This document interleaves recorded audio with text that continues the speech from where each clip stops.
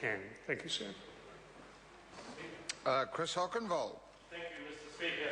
And it's with pleasure I rise to speak in favour of this Crown Entities Reform Bill.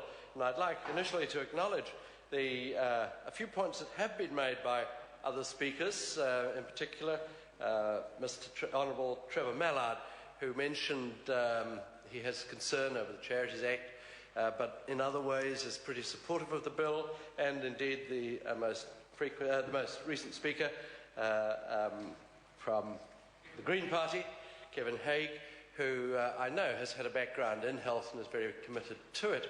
I find it sad, though, that both speakers have said they'll support bits of the bill, or they'll support the bill but not bits of it.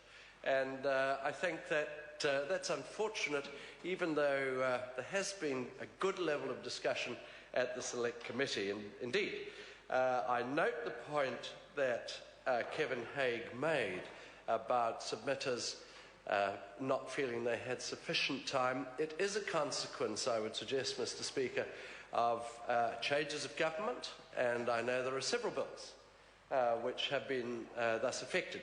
You'd have to be more than an arithmetician to work out a system of overcoming that without compromising the new government by activities of the old. And I think it's something that we do have to take into account. We certainly approached it from an advised point of view. In this particular Select Committee, it was a point of discussion, and we were able, I think, to achieve some additional responses from submitters.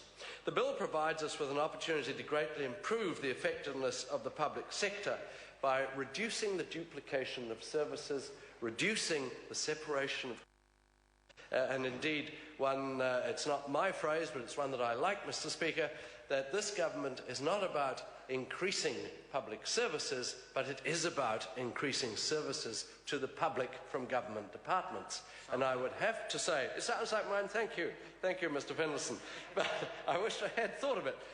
Indeed, it's something that I've always been keen on, and I think this bill goes a long way to achieving that concentration of services to the public, but it also does something else, and something that I've noticed since National began with its national-led government, where we have done these bills in environment and other spheres.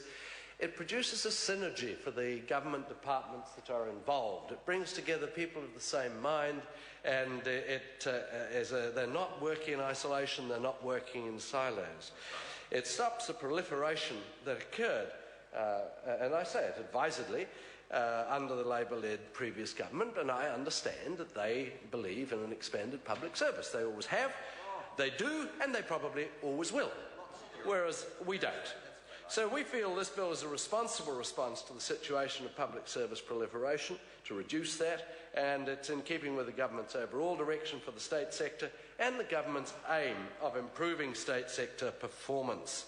None of these changes have been made lightly, Mr. Speaker, and they have been made with a fairly thorough investigation before they went, and I would join the previous speaker, Kevin Haig, in thanking the advisors that we had for the work they have done.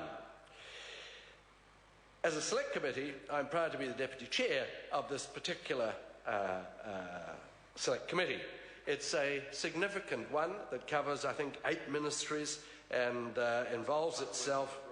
Well, the attorney says it must be fun working with the Honourable Ruth Dyson, and I would have to say she has a very open approach to, particularly to cooperating with committee members, and she does have an intensified view of health services through, I think, her continued experience on health select committees.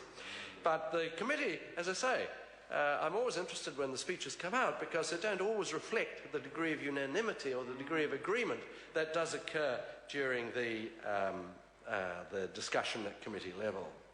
Just to touch on a few aspects of this particular bill, it accomplishes particular goals. The creation of a new health promotion agency, which previous speakers have spoken at length over, and it should be noted, and this is one of the concerns of ALAC, should be noted that the alcohol levy to ALAC will be continued as a preserve to be spent by the health promotions agency on alcohol-related activities. In other words, it's a centralised feature. It doesn't get dissipated. The centralisation of services will ensure programs are delivered at a high level, removing duplicated expenses. Probably the most contentious issue, Mr. Speaker, is the change to the Charities Commission. I think those who anticipate it least will find that their anticipated problems do not occur, and that to the extent that they expect them to, and I would encourage them to wait until further in the debate and not get too anxious about it.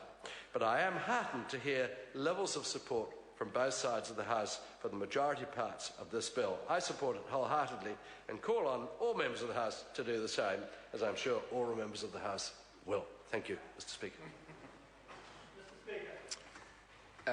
Dennis O'Rourke. Mr. Speaker, New Zealand